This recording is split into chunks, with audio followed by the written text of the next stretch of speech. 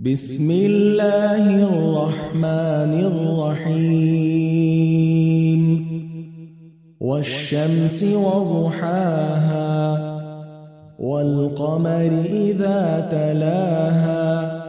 والنهار إذا جلاها والليل إذا يغشاها والسماء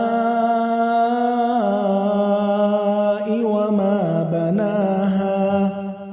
والأرض وما طحاها ونفس وما سواها فألهمها فجورها وتقواها قد أفلح من